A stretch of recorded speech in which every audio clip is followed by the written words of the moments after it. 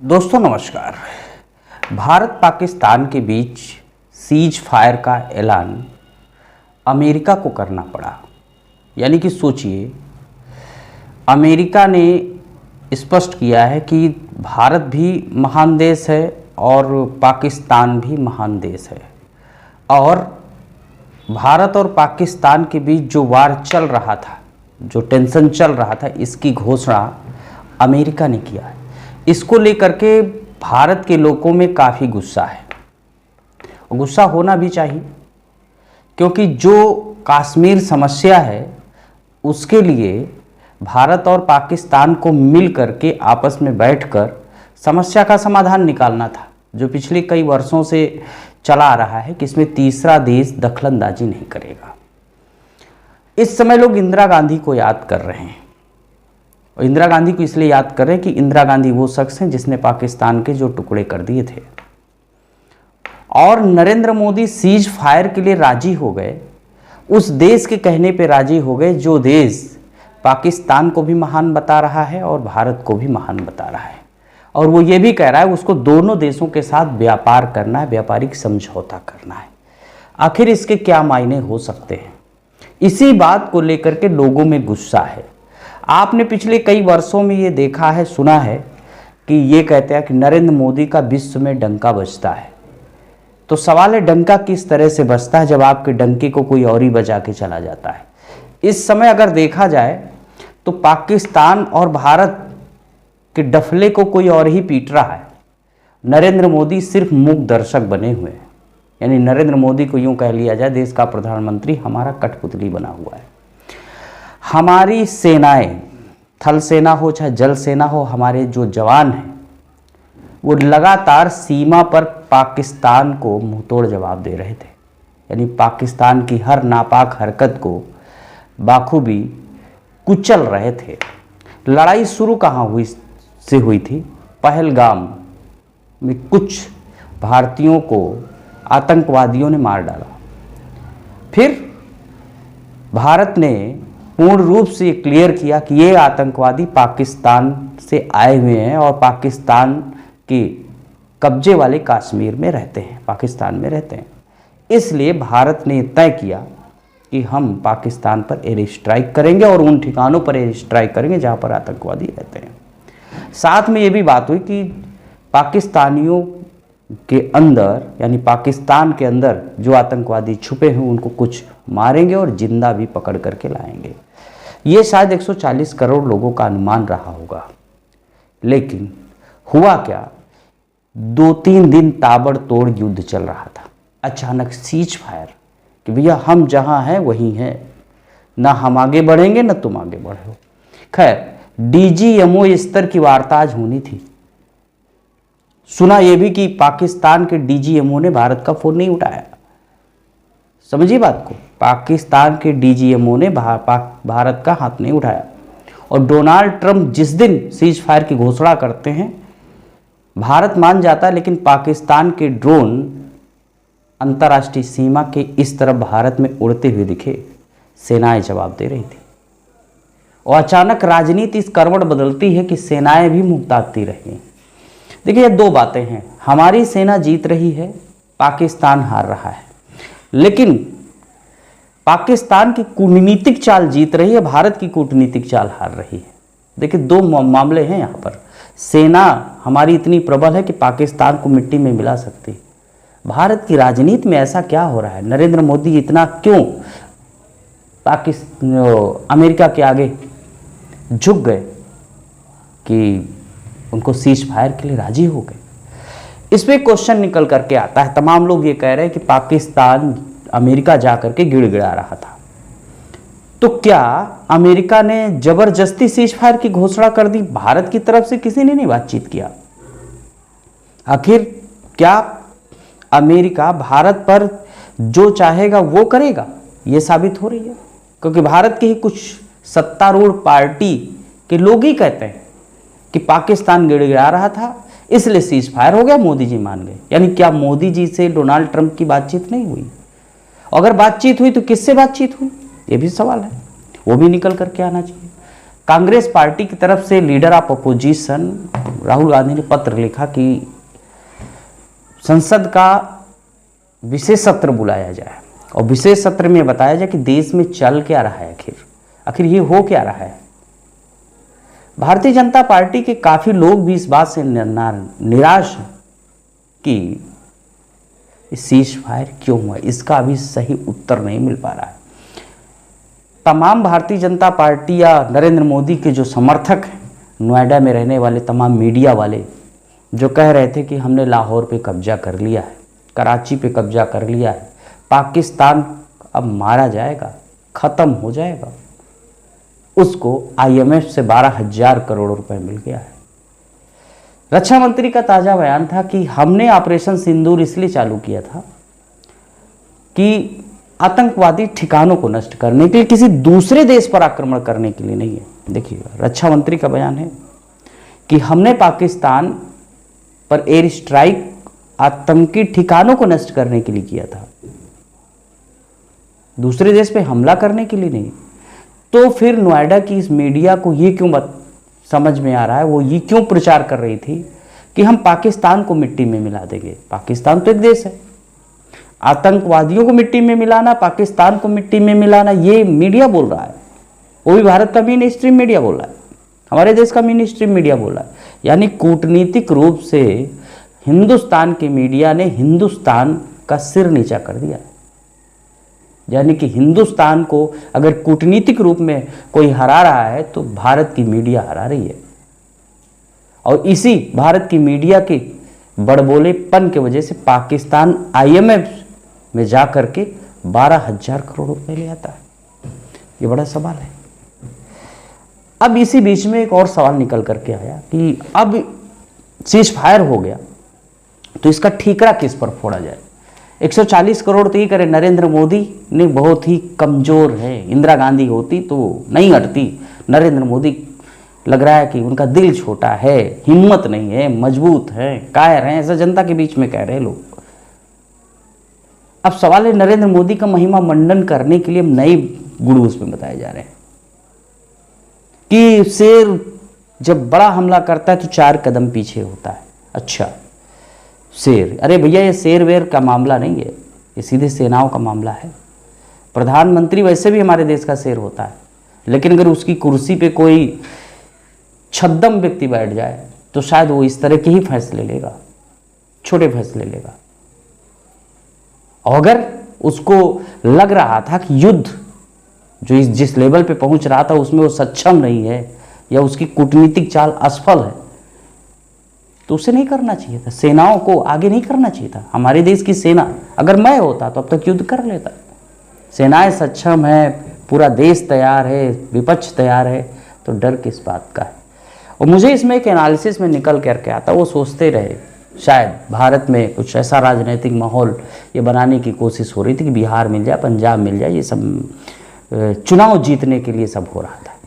और पहलगाम हमला बिल्कुल पुलवामा की तरह दिखाई देने रहा, ये दिखाई दे रहा है कि वो सोचते थे कि युद्ध मारेंगे, एयर स्ट्राइक होगी, सब कबूल हो जाएगा कि हमने बदला ले लिया, लोग वाहवाही करेंगे, जय जयकार करेंगे। लेकिन नहीं, हर बार नहीं चलता है। अब की बार का मामला सीरियस था, देश के मान सम्मान स्वाभिमान से जुड़ा हुआ था, क्योंकि हर बार पाकिस्तानी आएंगे, हमारे भारतीयों को घुस करके मारेंगे, हमारी सेना भी पाकिस्तान में घुस के मारेगी और एक व्यक्ति अकेला बैठेगा, भैया सीज फायर के लिए हारा जी, वो भी विदेश वाला व्यक्ति फैसला कर जाएगा। हमारे देश का प्रधानमंत्री कठपुतली की तरह बना बैठा रहेगा। कि उस प्रधानमंत्री ने यही कहा था जब मनमोहन सिंह थे, उसने कहा था कि अमेरिका के पास मनमोहन सिंह चले गए, ओबामा उमावा करते आंसू निकालने लगे। तो अब नरेंद्र मोदी किसके सामने आंसू निकाल रहे हैं? क्या वाकई देश को के साथ धोखा कर रहे हैं? अगर धोखा है, अगर इन्हीं के बयानों को देखा जाए तो देश के साथ धोखा है। यानी prime minister doing deceive India, धोखा दे रहा है।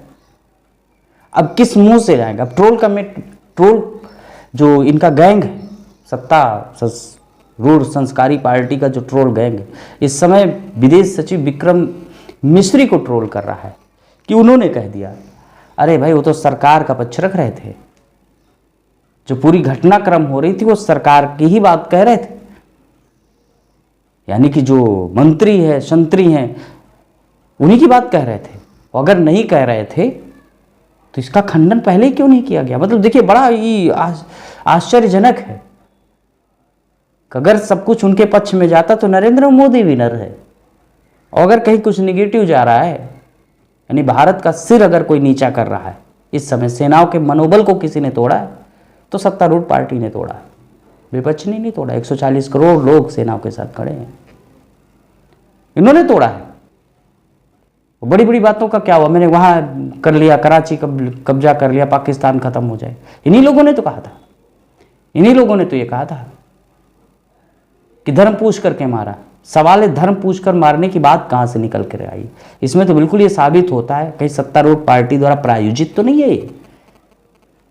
बिल्कुल ये स्पष्ट हो रहा है सत्तारूढ़ पार्टी को इससे एडवांटेज नहीं मिल रहा है, इसलिए वो तमाम तरह के उनकी गैंग के लोग उलूल जुलूल बयान दे रहे हैं। अब 8 बजे देश के प्रधानमंत्री क्या संदेश देंगे? शायद इसका उत्तर मिलेगा कि डोनाल्ड ट्रंप ने इनसे पूछा था कि नहीं पूछा था। फिर ये भी पूछेंगे क्या डोनाल्ड ट्रंप से कि पाकिस्तान महान देश कैसे है? पाकिस्तान किस लिए महान देश है? वहाँ आतंकवादी पलते हैं, वो कुकुर मुत्तों वाली हरकत में चलता है, और डोनाल्ड ट्रंप पाकिस्तान से भी दोस्ती रखेंगे, भारत से भी दोस्ती रखेंगे। तो इस स्थिति में मोदी और डोनाल्ड ट्रंप की दोस्ती आगे चलती रहेगी, उधर वो दुश्मन से भी मिला होता है। एक कहावत है, एक व्यक्ति अगर तुम्हारे दुश्मन का भी दोस्त हो तो समझ लो वो भी तुम्हारा दुश्मन है। ये युद्ध हुआ तो इसमें रसिया भी भारत के साथ खड़ा नहीं हुआ। भारत को कूटनीतिक चीज का एहसास हो गया कि नरेंद्र मोदी के बड़बोलेपन की वजह से कोई भी देश इनके समर्थन में आकर के नहीं खड़ा हुआ। पाकिस्तान के साथ अजरबैजान और चीन खुल करके खड़ा हुआ। ये वही चीन है, गलावन घाटी में चीन कब्जा करता रहा, नरेंद्र मोदी मानने के लिए नहीं तैयार है। चीन के मामले में बिल्कुल चुप हो जाते हैं। सांप सूंघ जाता है हमारे देश के प्रधानमंत्री को। क्यों सांप सूंघ जाता है? अरे भाई, तो अपने घर के प्रधानमंत्री नहीं हो, 140 करोड़ लोगों के प्रधानमंत्री हो, और तुम्हारा फैसला 140 करोड़ लोगों का फैसला होता है। आप क्यों राजी हो रहे हो? आपको देश के साथ खिलवाड़ करने का अधिकार नहीं देता है कोई, कि आप बड़ी कुर्सी पे बैठोगे और देश के साथ खिलवाड़ करोगे, देश के लोगों को अपने अनुसार चलाओगे। जब तुम राष्ट्रवाद का कीड़ा जगाओगे तो लोग जग जाएंगे, और जब बुझाओगे तो बुझ जाओगे। लोग समझने लगे कहीं पुलवामा की तरह पहलगाम में भी तो नहीं आपकी कमी छुपाई देती, और कमी है भी, क्योंकि आपने 2-3 दिन पहले ही वहीं से सेना हटा ली थी। तमाम बुद्धिजीवी पब्लिक में मैं जाता हूं तो लोग कहने लगते हैं, 1 महीने पहले ही उन्होंने कहा था कि अगर इसकी साख गिरेगी, इनकी छवि गिरेगी, तो ये देखना पाकिस्तान से युद्ध थोपने की तैयारी में हो जाएंगे और देश में एक झूठा छद्म राष्ट्रवाद बनाने की कोशिश करेंगे।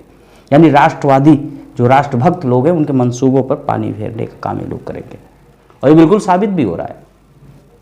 सीज फायर क्यों? जनता चाह रही पीयूके वापस लाओ, युद्ध करो। पाकिस्तान बिल्कुल तैयारी की मोड़ में। ये सोचते रहे हम बदला ले रहे, पाकिस्तान हमला करता रहा, ये सोचते रहे। सेनाओं के हाथ भी इन्होंने बांधे, ऐसा तो लग रहा है।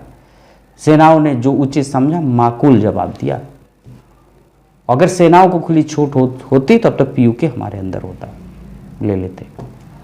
और यहां तक ये भी सुनने आ रहा है कि सबसे बड़ा नुकसान होने वाला था, कि परमाणु बम से हमला होने वाले थे। तो भारत के पास परमाणु बम क्या देखने के लिए रखे हैं? ये क्यों नहीं बोले चाइना से?